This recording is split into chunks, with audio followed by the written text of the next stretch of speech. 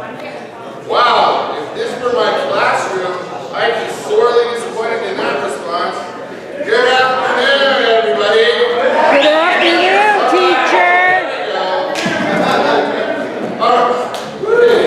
You're going to have that kid. So, yeah, humor.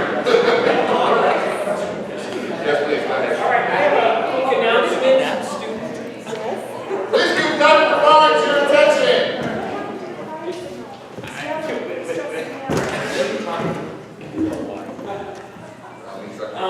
So we have yet to set up a consistent, dependable system for recycling across campus yet, okay? Where I'm working with Mel to see if we can't work it into the Saturday weekend rec and have it be done every Saturday. But until then, I'm really hoping, I'm pleading with you to help me keep the recycling going in each one of the academic buildings in the dorms. Obviously, we're primarily the academic building. So in your academic building, for the first couple of weeks of the semester, if you can appoint a student or get a volunteer student to empty the recycling bin in your building. There's one in each academic building, and they'll get community service hours, okay? Or you might even have to do it yourself. But if you walk by a recycling bin in your building that's full, think to yourself, if I don't have time to do it now, I'll do it the next time I do have time, which would hopefully be very soon. But if you can do it right then it's done. And then after the first couple of weeks of the semester, we'll have a system where you don't have to do it. But for now, we kind of have to do it ourselves as leaders, academic leaders in the community. Any questions? Yeah, just to piggyback on that, some of the new folks know that there's no glass recycling, unfortunately. I pile up glass and bring it down to Salt Lake when I'm going that way, so we want to create something like that. And then no cardboard, if it says no cardboard. Thank you. Yeah, for the newbies, for the new folks, we have single stream recycling, so you can throw everything in there except glass. And the reason we don't put cardboard in there is because we recycle cardboard through the sanitation pantry, and that goes to feed hungry families in our county. So it's this ecological and social justice, fuzzy, warm thing that is just amazing for us to be a part of. Really, it's fantastic. I mean, you feed hungry families with recycled cardboard. They don't actually eat the cardboard. We get money. So we buy it to cardboard. So, the recycled cardboard goes in the orange bins behind the kitchen, and there's a couple bins behind Zoe. Okay, so don't even pile the cardboard behind the bins, because eventually students say, oh, I see, that's where it goes. And before you know it, everyone will be just stuffing their flattened cardboard boxes behind the blue bins. So just take it directly to the orange bins behind the kitchen. But no glass. Everything but glass and cardboard, because it goes to the same pantry. I have another recycling opportunity. I know none of you remember these, but there are still people who read the newspaper. If you do, the art department would love to have your newspaper. We use it for sculpture paper, shape mold, etc. We just bring it over to the That archive. would be great, or even if you stack it somewhere and shoot me an email, I'll collect it from you. I can use, I always said that in the email this week, calling for Perfect. Christmas for it, so. we will take whatever you have. Great, sorry. Do we have any paper recycling in our classrooms? Like, can we get one of those, like, recycling blue bins? You know, there are some we call them Slim Jims, that's because that's their brand name, becoming available, because now we have these big, beautiful, high-class things that we're using in some of the buildings. So there are a limited number available for classrooms, but just a few. And so without those, you basically need to use a milk crate or some other receptacle to recycle in your classroom, and then take it over to the big blue bin. Again, for you new faculty, the big blue recycling dumpster is where everything goes except glass, and cardboard. Okay. To clarify, cereal boxes are paper, not cardboard. Corrugated cardboard is the cardboard they're talking about. Anything else that you might call like card stock, or that's paper, and it can go in the blue. Yeah, and that's true. So actually, it can go either place. I talked to Sean from the St. Pete Pantry. He goes, you know what? If you throw paperboard in with the corrugated board, paperboard's like the cereal box stuff, he says that's fine. So you could actually put it in with the cardboard, and that'll save us money, because that cardboard recycling is free. The big blue dumpster, $350 every time they have to come down and empty it. So the less we put in there, the less cardboard we put in there, the better. Yeah, that's how much it costs to transport it all the way back up to Spring Building. So if you have any questions about recycling, let me know, especially if you're new faculty, and for all of you, I'll let you know what the system is soon. Jay, do you want to do a raffle or anything? Yes, let's do a raffle. I have one more thing. I put pamphlet, flyers for the spring break trips on your desk, on your tables. Take one of each and promote it in your classes. I'll send you a digital copy of all three of them soon. Are we good? There's one to Japan, one to France and Spain, and one to the Colorado Plateau. Matt's running to Japan, Laura and Holly are going to France and Spain, and I am going to the Colorado Plateau. Okay, so we're going to do a regular raffle. We have a couple more times that we're together as a faculty, and I will not forget the third passion PD. Who won last time? Oh, May, probably. Oh, that's right. Baking and ceramics, I remember.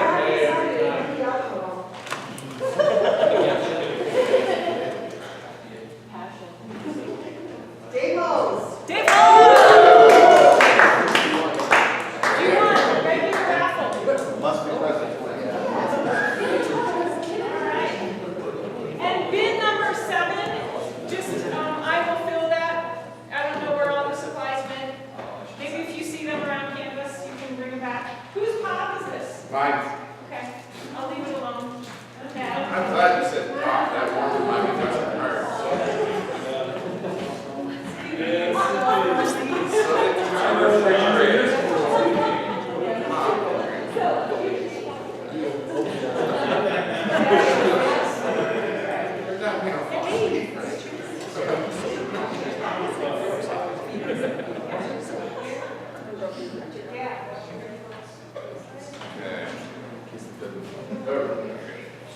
Okay, everybody, hello.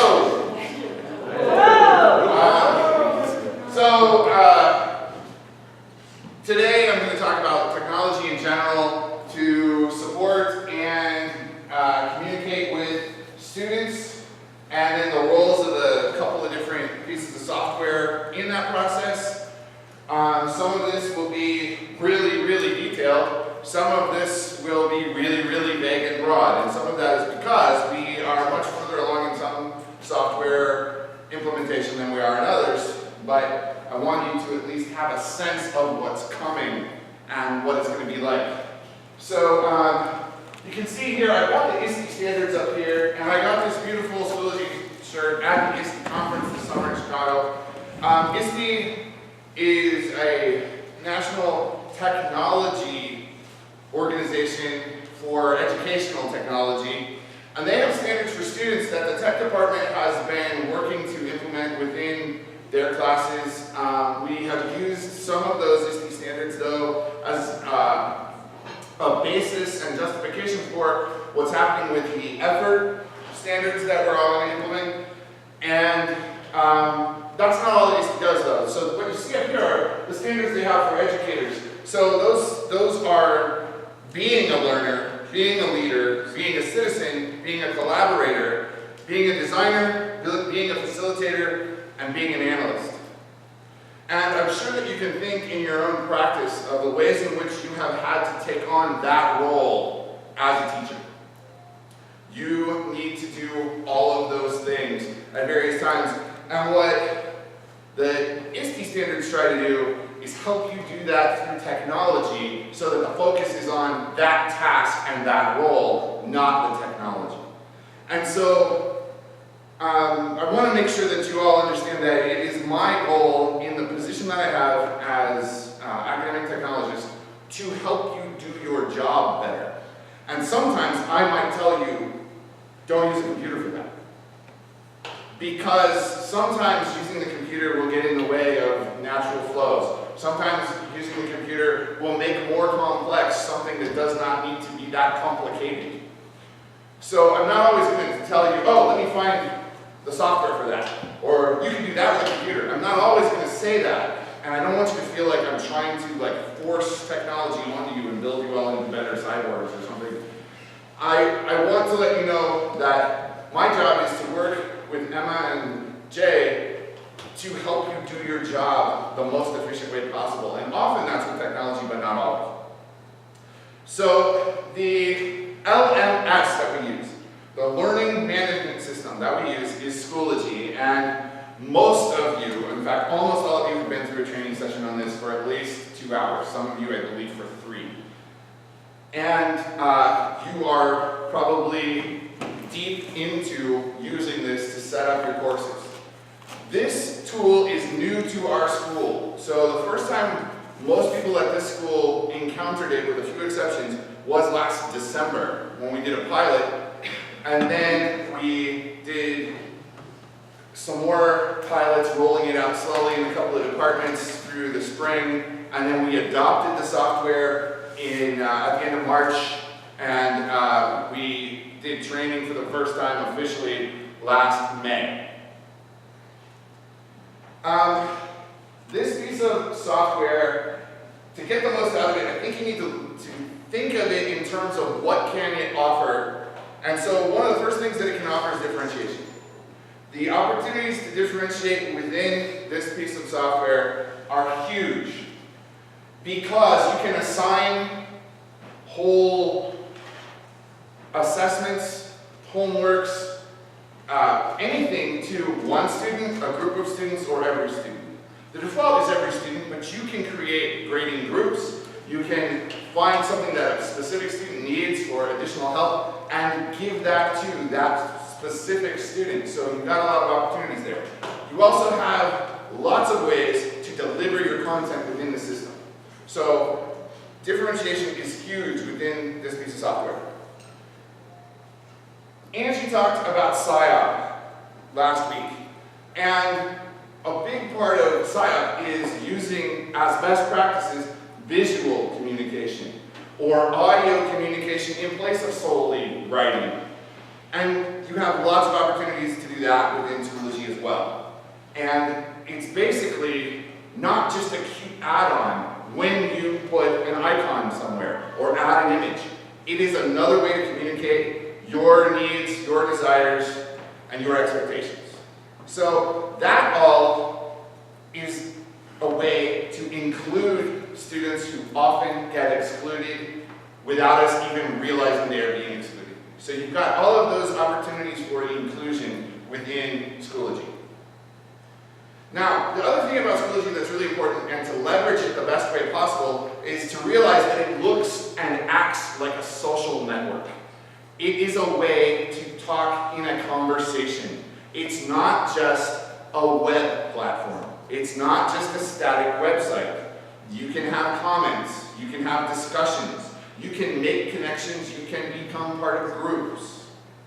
And it functions much like LinkedIn or Facebook or other social media tools. And if we think about it in the terms of those social media tools, it may be a more useful platform to deliver content and learning. So, it's designed to tap into the expectations you have of social media, but also that the students have of social media.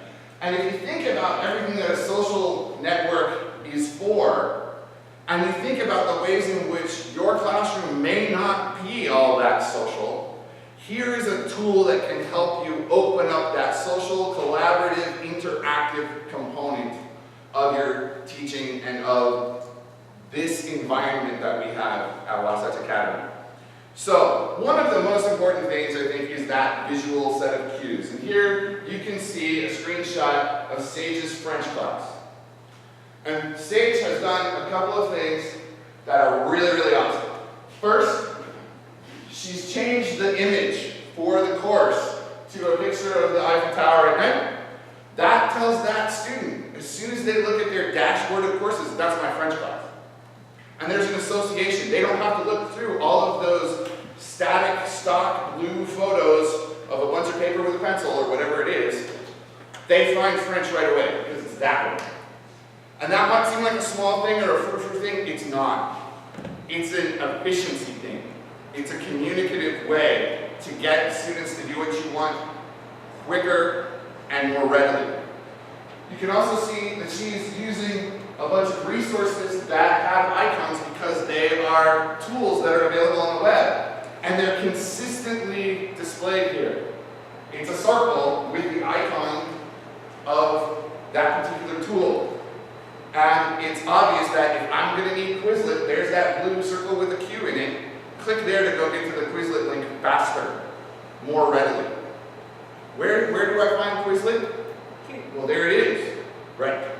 So, there's also this little French dude, and I think he's cool because he screams Frenchiness in our maybe stereotypical sense of that, but he also makes it less intimidating to be doing this task. And we have a lot of students who come from Asian cultures that utilize mascots and anime characters for everything from government all the way through school, all the way through potty training, whatever. These students have encountered cartoon characters to represent expectations much of their lives, particularly the Japanese students, but a lot of the other Asians as well. And even the Americans to some degree. So there's a lot of things going on right here with this setup for just the very first splash page of French 1. Okay, so why do we want to think about the visual in these other ways? So you can see two different screens here, and if you look at the black bar underneath recent activity versus course dashboard, you can adjust a setting so that you go to your course dashboard first. I think if you tell a student to click on course dashboard, you're going to get a faster result for students finding their course because it's going to show visually all of their courses. This is going to be a stream, like what happens in any other social media space. Students will be seeing messages and expectations and assignments flowing through that stream all the time. If they join a group, anything coming from that group will go there along with all of their courses. But here, they're just going to see the collection of courses that they're in. So using that course dashboard is going to be a good way to get students where you want quicker. This slide shows a screenshot from the old LMS, and there's a link down here to a presentation I did a couple of years ago. It's a YouTube video. The specific things about that LMS are not useful. The overall message of why to use icons in your course materials is very, very relevant to what we're doing. But just a couple of things that you can see. I wanted students to take notes. I have an icon of a pencil on a piece of paper. I wanted students to put some homework in a notebook. There's a notebook. There's the grade system, and there's a little, like, the steps for gold medals or whatever. So I'm communicating through this visual stuff, shorthand. In the class that I used this for, I went a whole semester with students telling me, oh, I forgot I was supposed to do that in my notebook. Oh, I just did it online because I didn't know I had to take notes. Even though I had written, sometimes in capital letters, bold, take notes. The compliance with that expectation of put it in your notebook and take notes on this reading increased significantly just by using those two icons. Because the students saw what they were expected to do immediately without having to read any words. And many of our students, domestic and foreign, don't want to read directions. Now, that's not to say we shouldn't teach them how to read directions, but that may be an ongoing process for many of these students that may take months you don't have as far as getting to the content. So it should be in conjunction moving forward with things like icons. Now, this is, I believe, Emma's pre-calculus class, and you can see she's used colors, but she just didn't say, oh, polynomials fill yellow, and just make that one yellow. It's a rainbow in a spectrum. There's another message besides it looks colorful, and it's different from that one. It's also an order of operations from red to purple. You did that on purpose, right? Yes. Yes, absolutely right. If you had not, you should have just lied. You should have said Yeah, so it's a spectrum. There's a double message here. There's probably 5 messages here, but it's useful and it shows students who may not be conscientious as they read, they can at least see, if they're not thinking top to bottom, they might at least be thinking some other way. It reinforces the content through the visual. Okay, so for some of these things in this LMS, you're going to want to adjust some settings. You're going to want to help your students adjust some settings. Those of you who were in the training on Friday, we talked about settings a little bit. Those of you who did it back in the spring, this might be a good refresher. But settings are going to be really important, especially for things like notifications.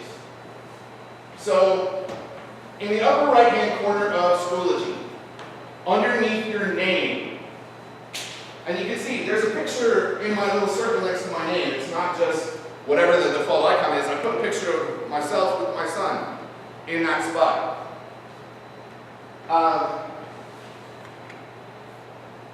That makes it more socially engaging, and it is an immediate message. Who's talking to me? If you send in direct messages to students, etc. What class am I in? What is this for? But under this, you see it says settings. And when you go to settings, you get a collection of tabs. Now, the first tab is account settings, and Jeanette pointed this out to me, and Jeanette has used Schoology for 3 years, is that right?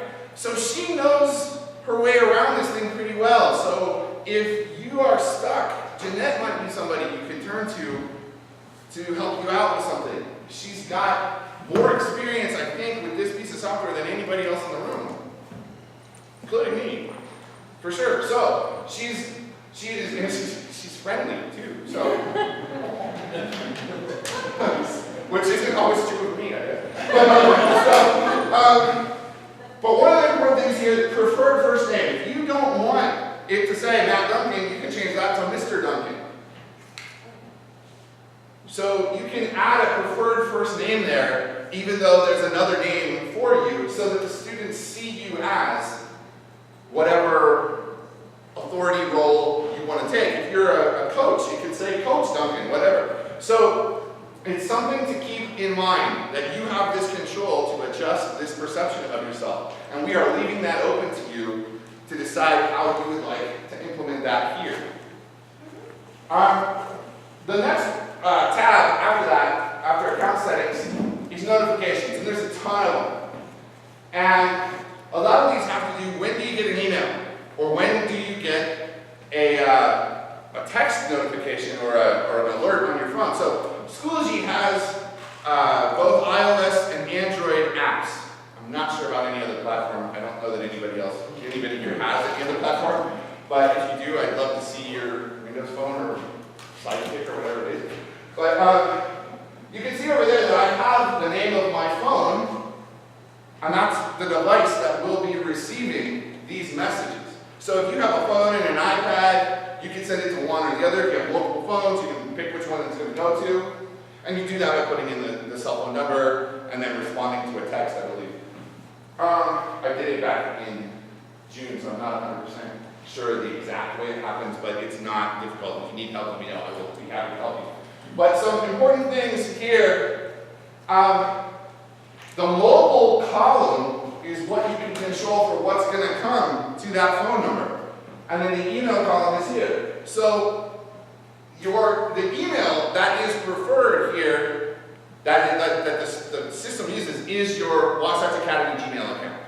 That is what is going to get these messages.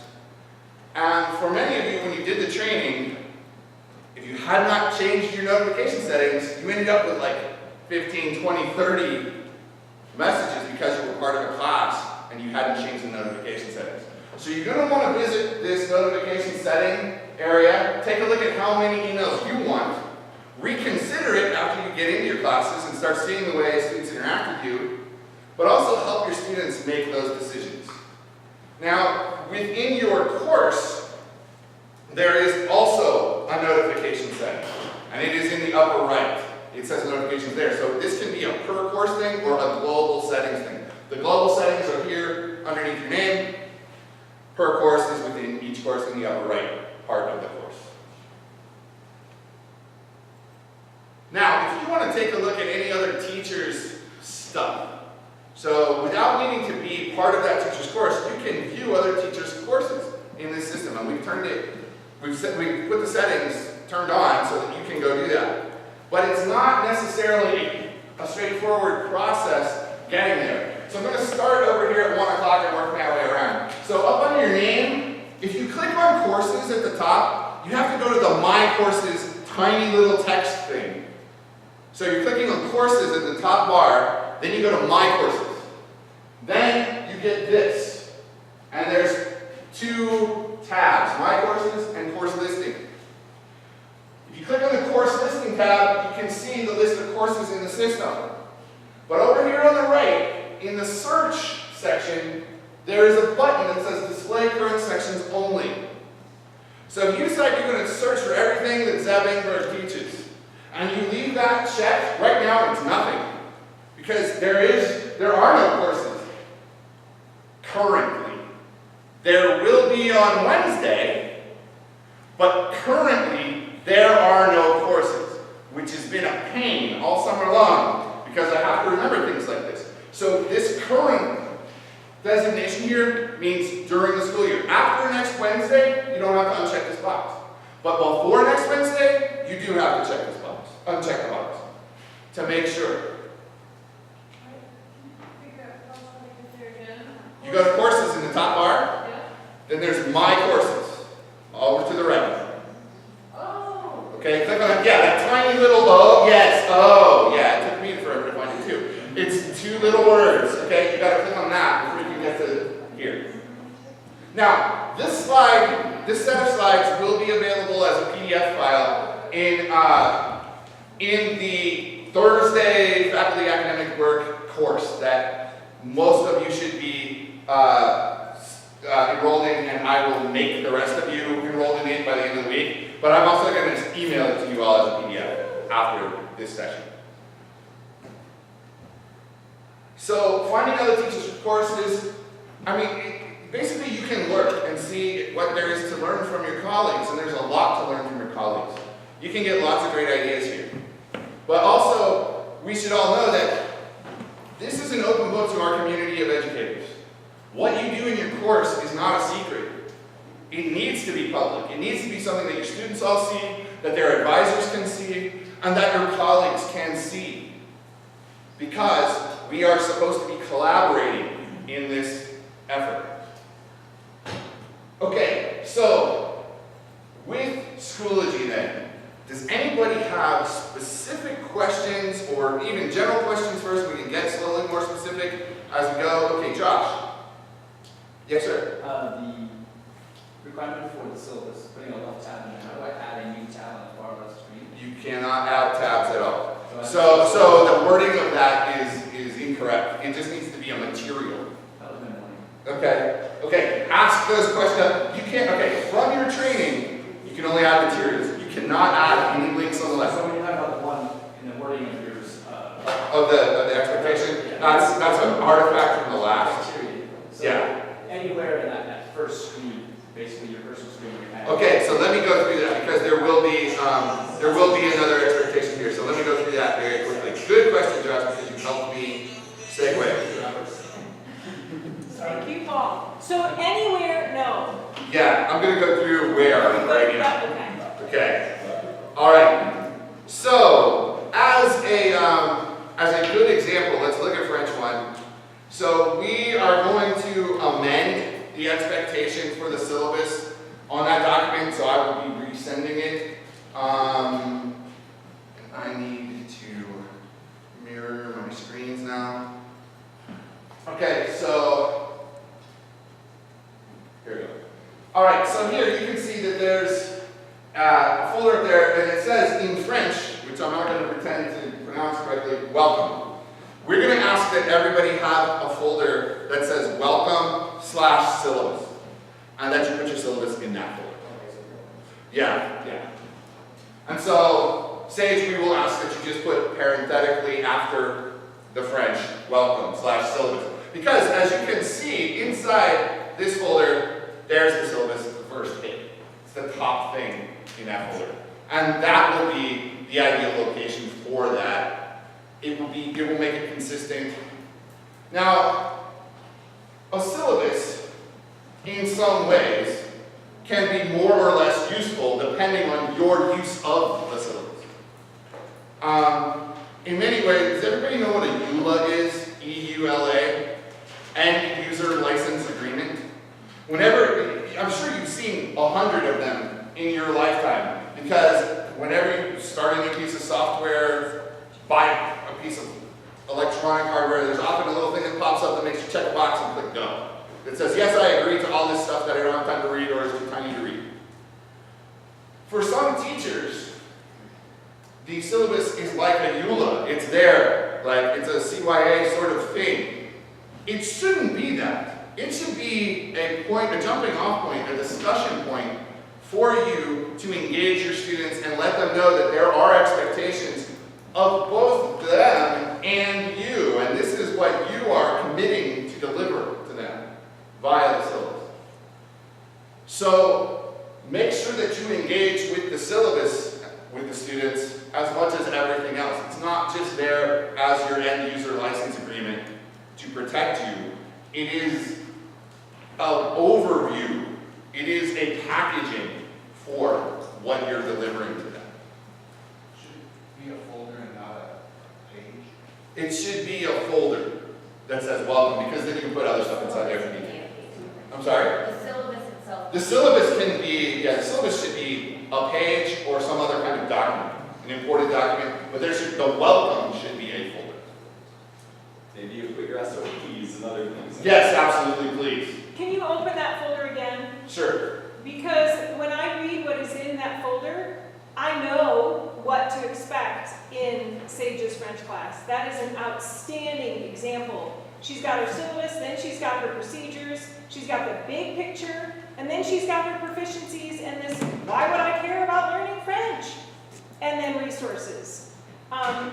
The only thing that I will mandate is that you've got the welcome and the syllabus. Where you put the other stuff at this point in time, Matt and I are still figuring out. We're kind of creating this airplane in flight with regard to Schoology. But you got to have the syllabus in a folder that says welcome and syllabus.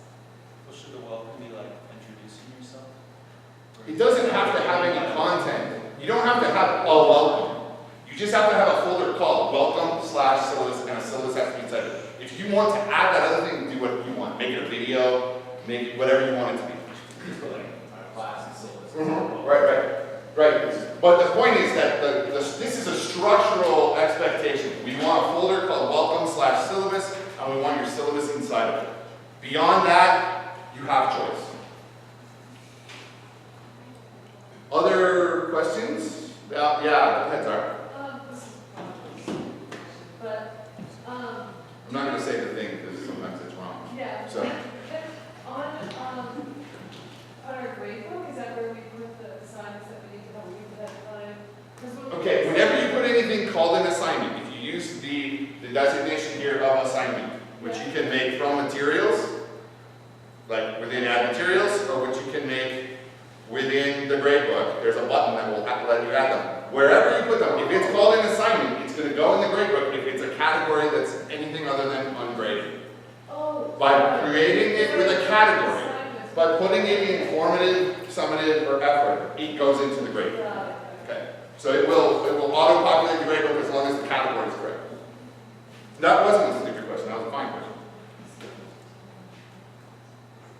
So this is maybe something we're going to talk about with the SIS, is Uh-huh. how, as an advisor, how would I best see grades of my advisor? Okay, so that is an excellent transition question, but I'll talk about it in this because for the moment we're going to need this to do it. Okay, so what will happen is that your advisees will be given a designated advisor, and under tools there is an advisor dashboard. When you click on advisor dashboard, you've got to search, and then you're going to select students, and then you'll be able to see the students' grades here. That's the fastest way we're going to get that to you soon. Yes? My Schoology just has courses, groups, resources. You don't have advisor dashboard? I don't have tools. You don't have tools?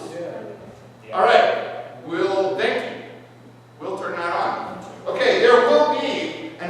dashboard. And, yeah, the nightmare of, do I have the permissions to look at this as this person, or this person, or this person has been, it's even rougher on Jeremy. Okay, so there will be an advisor dashboard there. If that's different, I'll make sure, in a setting like this that everybody knows. I will hopefully know that by Friday, hopefully it will be on by tomorrow. But once you're there, then you'll be able to put the student's name in, select the student, and then see their current grades. And you'll be able to do that for all your students. Eventually though, a ton more information is going to be available in the SIS, the Student Information System, which I'm going to talk about in just a few minutes. And that's where we're going to point parents, and that's where eventually we want to point advisors to, so that you can see it the way the student, the way the parents see this information. And it is going to sync the gradebook to the level of the assignment, so that each assignment will show up on the SIS with the student's grade and a current grade in this other platform. But this other platform is also where their parents will see the way that they're going to schedule their parent-teacher conferences. They're going to see all kinds of stuff about their student beyond just what we see in Schoology. We are going to try to keep parents out of Schoology as much as possible, unless they really, really want to dig deep into this stuff. Because some parents are teachers, or they really have an interest in the nature and methodology of what we're doing. But we want to try to make it as simple as possible for the parent to get as much information as possible, and that's going to happen in the student information system. Yes, sir, Josh. One other question. I know we went over this last time, I know we were out today. Taking in two sections of the same class. How do you get them to make sure that? Tell me and I'll merge them. What's that? Tell me, send me an email and I will merge them. And it doesn't merge videos, right? It makes, so here, I'll show you